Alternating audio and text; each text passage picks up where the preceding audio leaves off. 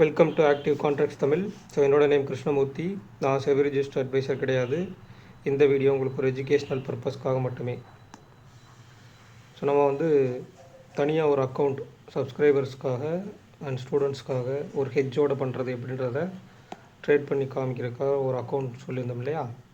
So அந்த அக்கௌண்ட்டில் நம்ம ஆல்மோஸ்ட் உள்ள அமௌண்ட் போட்டு வச்சாச்சு. கிட்டத்தட்ட ட்ரான்சாக்ஷன் ஹிஸ்ட்ரி பார்த்திங்கன்னா நேற்றுக்கு தான் ஒரு 60,000 நம்ம உள்ளே போட்டு ஏன்னா ஒரு ஹெட்ஜோடு நம்ம ஸ்டார்ட் பண்ணும்போது நியர்பை ஒரு 60,000 பேசிக்காக ஒரு பையிங் ஹெட்ஜாக இருந்தாலும் சரி, செல்லிங் ஹெட்ஜாக இருந்தாலும் சரி, இம்ப்ளைட் வால்டிலிட்டி கம்மியாக இருக்கும்போது ஒரு 60,000 மினிமம் தேவைப்படும்.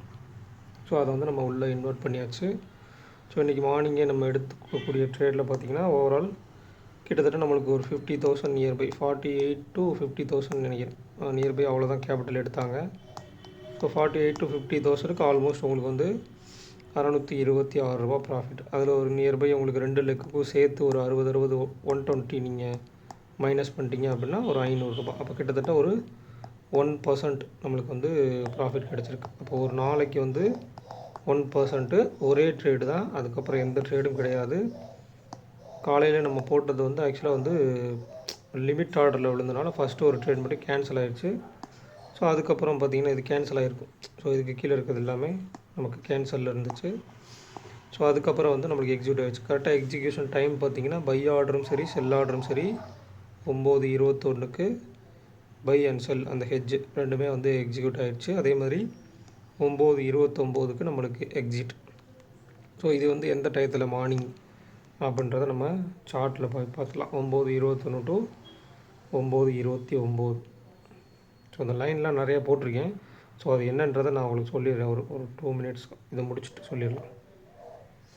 அப்போ கிட்டத்தட்ட நம்மளுக்கு 9:21க்கு நம்ம என்ட்ரி, 9:29க்கு நம்ம எக்ஸிட். அப்போ இந்த இடத்துல நம்மளுடைய என்ட்ரி சரிங்களா. கிட்டத்தட்ட 24,630 சம்திங் இருக்கும்போது என்ட்ரி. அப்போ நம்ம ஸ்டாப் லாஸ் எதுன்னு கேட்டிங்கன்னா ப்ரீவியஸ் க்ளோஸ் தான். டைரெக்டாக ஓப்பனும் கிடையாது, டைரெக்டாக நம்மளுக்கு ப்ரீவியஸ் க்ளோஸ் தான். அப்போ ப்ரீவியஸ் க்ளோஸை ஸ்டாப் லாஸை வச்சு நம்ம இங்கே என்ட்ரி வைக்கிறோம்னா அப்போ 565 ப்ளஸ் மேலே எவ்வளோ 630ன்னு வச்சுட்டா கூட கிட்டத்தட்ட 65 பாயிண்ட். அப்போ 65 பாயிண்டில் நம்ம 0.5 டெல்டாவுக்கு நம்மளுக்கு எவ்வளோ வருதுன்னா கிட்டத்தட்ட 32.5 பாயிண்ட் ஸ்டாப் லாஸ் வருது.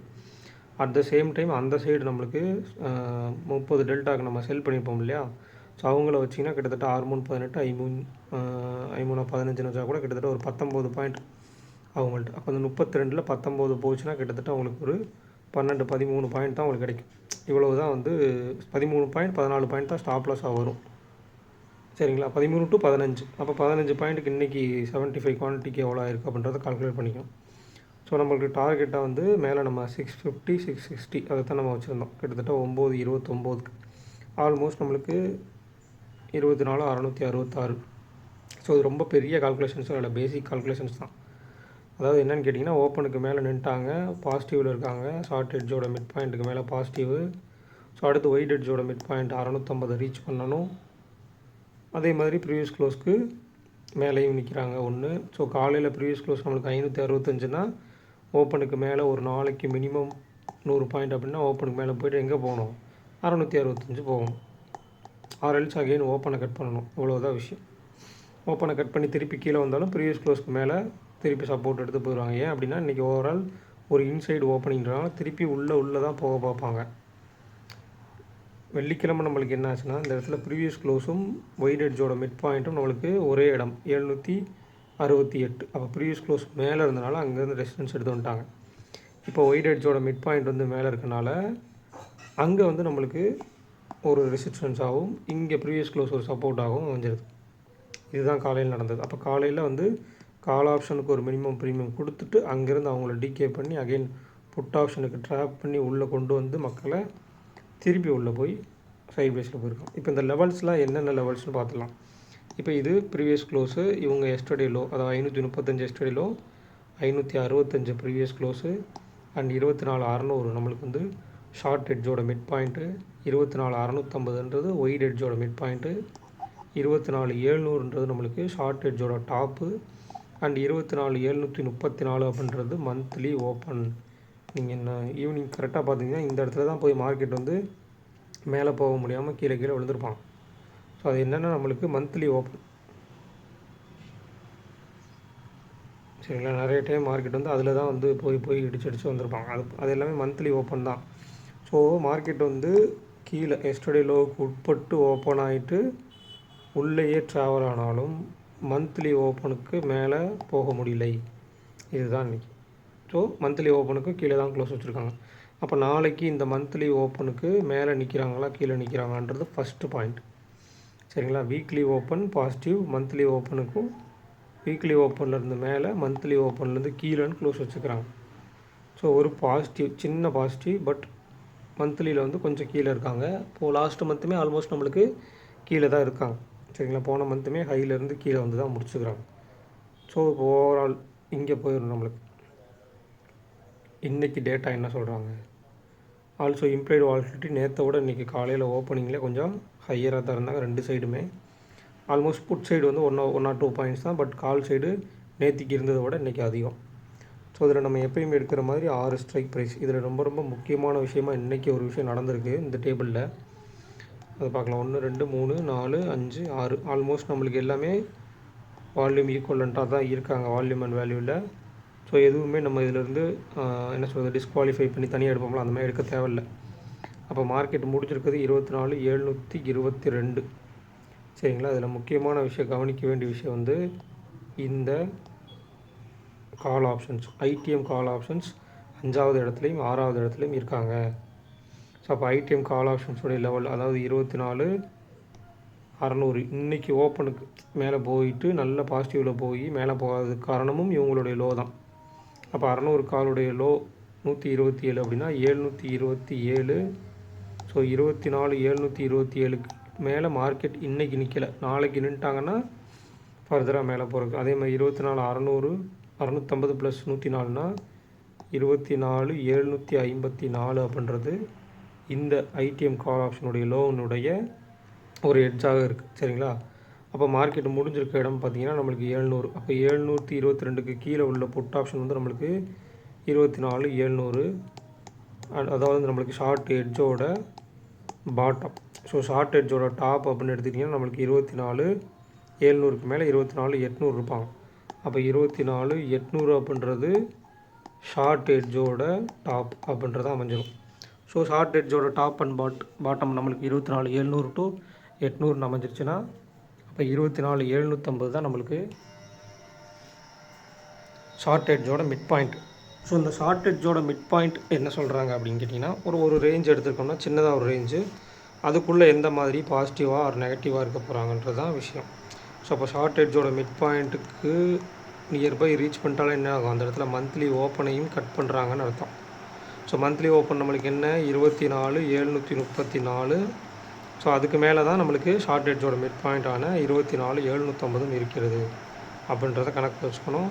நேற்றுக்கு நம்ம 24,700 ஸ்ட்ராடில் எடுக்கலை. ஏன் எடுக்கலைன்னு கேட்டோம்னா 24 ஸ்ட்ராடில் நம்ம கணக்கில் எடுத்துக்கிட்டோம்னா அப்போ 24,750 கீழே 24,650ன்ற ஒரு கணக்கு எடுத்துருவோம். ஸ்ட்ராடலுக்கு நம்ம 50 எடுத்துட்டோம்னா அப்போ 24,750 ரீச் ஆவாங்கன்னு நீங்கள் மார்னிங்கே நீங்கள் கால் சைடு என்ட்ரியாக இருந்திருப்பீங்க.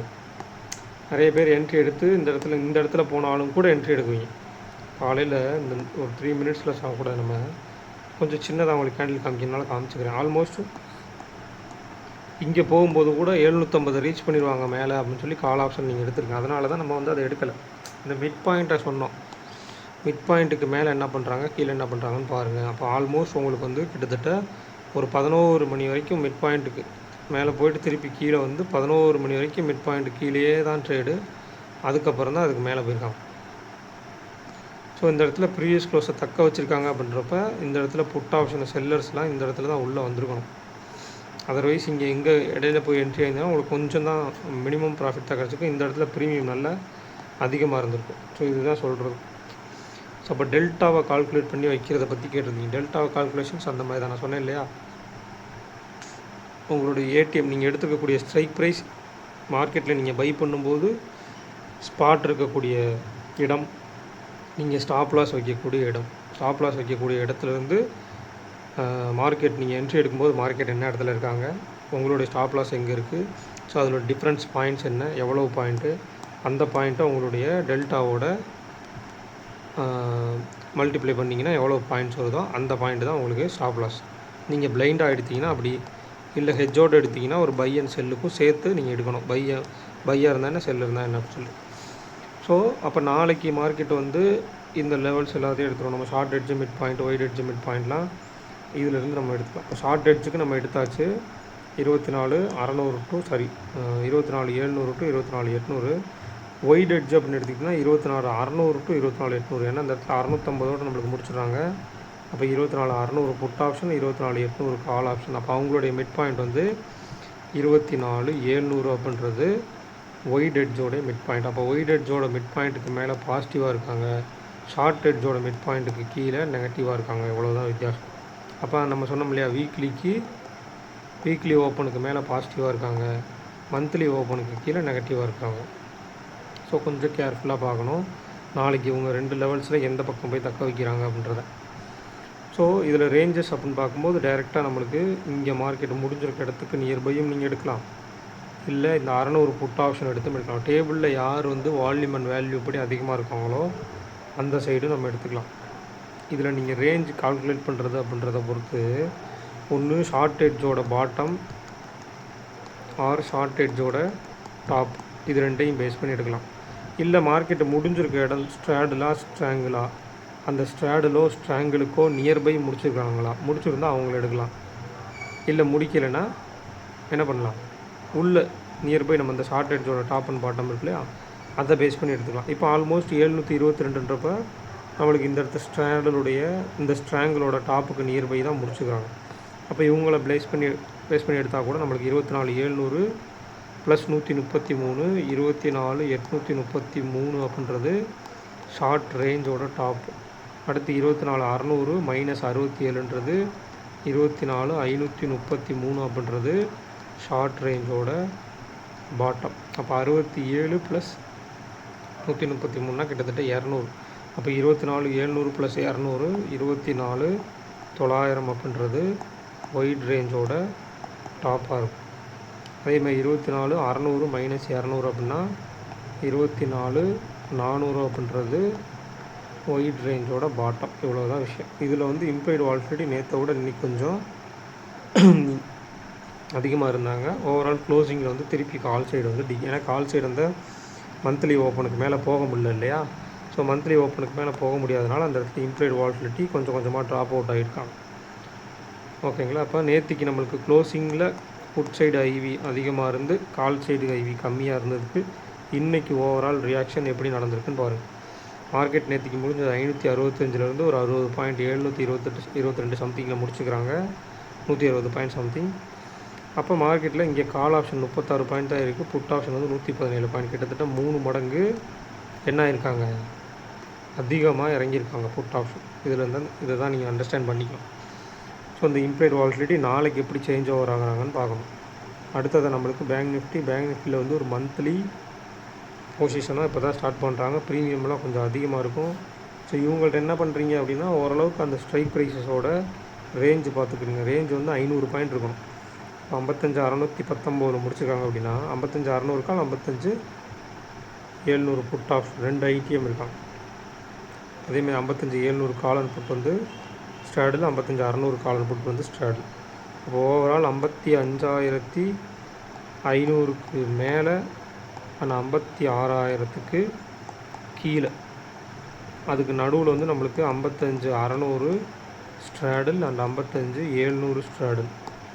சரிங்களா. இன்றைக்கி மார்க்கெட் வந்து மேலே போகாததுக்கு இன்னொரு முக்கிய காரணம், புஷ் பண்ணி நல்லா மேலே போகாததுக்கு முக்கிய காரணம் இங்கே பேங்க் நிஃப்டி தான். பேங்க் நிஃப்டி ஏன்னா நம்மளுக்கு ப்ரீவியஸ் க்ளோஸ்க்கு மேலேயே போகல, 1 or 2 பாயிண்ட் சம்திங் இன்றைக்கி ட்ரேட் ஆனதே ஒரு வாலட்டிலிட்டி தான். ப்ரீவியஸ் க்ளோஸ்க்கு மேலேயும் கீழேயும் சஸ்டைனபுளாக இல்லை அவங்க ப்ரீவியஸ் க்ளோஸ்க்கு மேலே. ஸோ அதுவும் ஒரு காரணம். ரெண்டாவது இவங்க சைடு வந்து இம்ப்ளைடு வாலட்டிலிட்டி, இவங்க மந்த்லி எக்ஸ்பைரிக்கு இம்ப்ளைடு வாலட்டிலிட்டி கொஞ்சம் கூட குறைய இருந்துகிட்டே இருக்கும். இவங்களை நீங்கள் ஃபாலோ பண்ணிங்கனாலே நிஃப்டியில் வீக்லி என்ன நடக்குதுன்னு தெரிஞ்சு போயிடும். சரிங்களா. இவங்க எந்த சைடு இருக்காங்களோ அந்த சைடுக்கு மேக்ஸிமம் நிஃப்டியும் ஒத்து போகிற மாதிரி ஒரு சில மொமெண்டம் இருக்கும். ஸோ கொஞ்சம் கேர்ஃபுல்லாக பார்க்கணும். ஸோ இந்த ட்ரேட் பற்றி நம்ம சொல்லியிருந்தது எந்தளவுக்கு இருக்குது. ஸோ இது வந்து ஒவ்வொரு நாளைக்கும் எனக்கு டைம் கிடைச்சா தான் இதை நான் வந்து பண்ண முடியும். ஏன்னா நான் மெயின் அக்கௌண்ட்டில் இன்னும் நிறைய அதில் ட்ரேட்ஸ் நிறைய இருக்குது. நான் அதில் செல்லிங் பண்ணிகிட்ருக்கனால அதில் நான் வந்து ஃபோக்கஸ் பண்ணணும். ஸோ அப்பப்போ டைம் கிடைக்கும்போது இதில் வந்து எப்படி ஹெட்ஜ் வந்து நம்மளுக்கு ஒர்க் அவுட் ஆகுது. ஸோ ஒரு நாளைக்கு மினிமமாக நம்ம ப்ராஃபிட் எடுத்தால் 1 or 2 ட்ரேட்ஸ் இல்லை ஒரு ட்ரேடு இல்லை ஒரு சில நாள் செல்லிங் நம்மளுக்கு பையிங்க்கு சான்ஸே கிடைக்கலன்னா அன்றைக்கி எடுக்காமே விட்டு இன்றைக்கி வந்து ஆக்சுவலாக வந்து ஓவரால் க்ளோசிங் வரைக்கும் கீழே போய் ப்ரீவியஸ் க்ளோஸில் எடுத்து மேலே போய் விட்டு தான் நல்ல ப்ராஃபிட் கிடைக்கும். பட் இன்றைக்கி தான் ஸ்டார்ட் பண்ணுறோம்.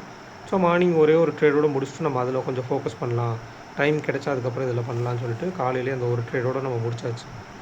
ஸோ இந்த மாதிரி ட்ரேட் பண்ணி உங்களுக்கு அதை பற்றி சொல்கிறதில்ல எந்த அளவுக்கு உங்களுக்கு புரிதல் இருக்குது அப்படின்றதையும் கமெண்ட் செக்ஷனில் சொல்லுங்கள். இது வந்து என்னால் பிளைண்டாக எடுக்க முடியாது. ஏன்னா ஒரு ட்ரையல் அண்ட் எரருக்காக நம்ம உங்களுக்கு காமிச்சாலும் கூட அதுவும் ஒரு கேபிட்டல் தான், அதில் ரிஸ்க் எடுக்க முடியாது. ஸோ ஓவரால் உங்களுக்கு பையிங்க்கும் நான் அதை வந்து பண்ணி காமிக்கிறேன். இம்ப்ளைட் வால்டிலிட்டி கம்மியாக இருந்துச்சுன்னா நம்மளுக்கு செல்லிங்க்கும் இதே 60,000க்குள்ளே பண்ணலாம் ஹெட்ஜோட. ஸோ செல்லிங்க்குமே நான் பண்ணி காமிக்கிறேன் உங்களுக்கு எப்படி இருக்குது அப்படின்றத அடுத்தடுத்த நாட்களில் நான் பண்ணி காமிக்கிறேன். சரிங்களா? அதே மாதிரி ஒரு பொசிஷன் ஹெட்ஜ் எடுத்து ஒரு பொசிஷனை 1 டே ஃபுல்லாக ஹோல்டு பண்ண முடியுமா, ஹோல்டு பண்ணால் எந்த மாதிரிலாம் இருக்குது அப்படின்றதெல்லாம் நான் உங்களுக்கு அடுத்தடுத்த நாட்களில் வந்து அந்த மாதிரி மார்க்கெட் சினாரி அமையும் போது நான் உங்களுக்கு அதை எப்படின்றத சொல்கிறேன். ஸோ இந்த வீடியோ பிடிச்சிருந்துச்சு அப்படின்னா லைக் பண்ணுங்கள், ஷேர் பண்ணுங்கள், சப்ஸ்கிரைப் பண்ணுங்கள். மறக்காமல் கருத்துக்களை வந்து கமெண்ட் செக்ஷனில் கமெண்ட் பண்ணுங்கள். நன்றி, வணக்கம்.